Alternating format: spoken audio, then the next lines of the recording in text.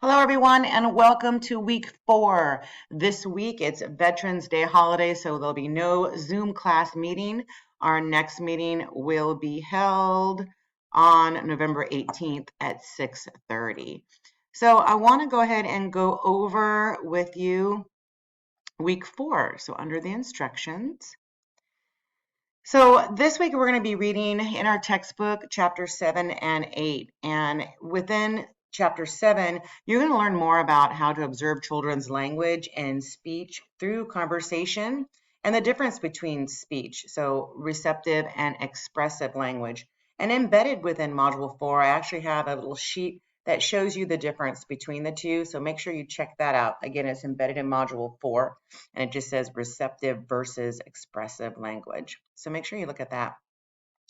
We're also going to review the progression of language development, as well as how can a teacher, or what is our role, I should say, in developing language within the children in our classroom.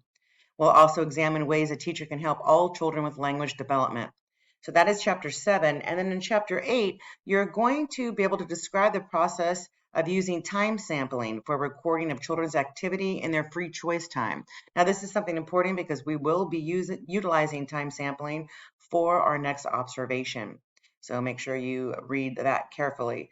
Also, we'll be learning more about the connection between brain functions and all the approaches to learning, as well as what does the role of play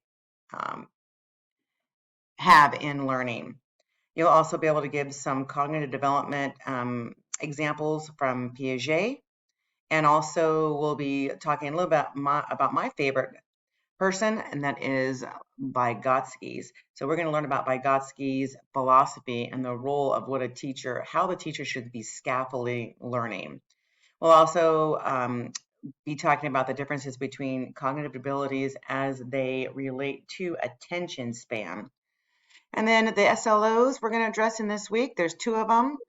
We're going to talk about assessment tools, the characteristics and strengths of them, as well as collecting a variety of data. How do we utilize that data to inform our design of the environment, our interactions, and the curriculum within our classroom? To be successful this week, again, there is no Zoom class, but you want to read chapter 7 and chapter 8 in your textbook. You're going to review the community care licensing, title 22, which there is some information embedded in module 4 on that for you, a link so you can look at that.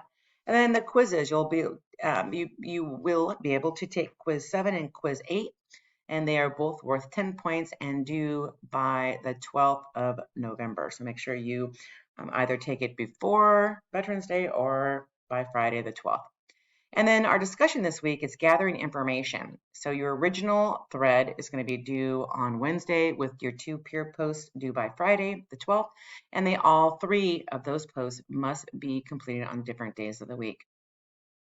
You're going to continue working on observation 2, which is your language and literacy observation. It is due the 20th of November, and your peer review is due the 17th.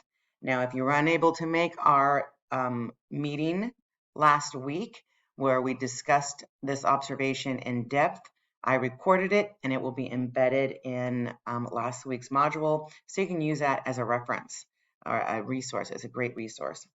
And then also extra credit. I'm offering extra credit of 10 points to, it's an extra credit survey. So it's due by the 19th of November, and it's only good for those who have submitted all assignments. In other words, if you're missing any assignments or discussions or quizzes, you won't be eligible for the extra credit points. Every single assignment must be submitted and graded up to this point. So let's go back to our discussion board so I can, let's see, we could talk about gathering information. Again, week 4.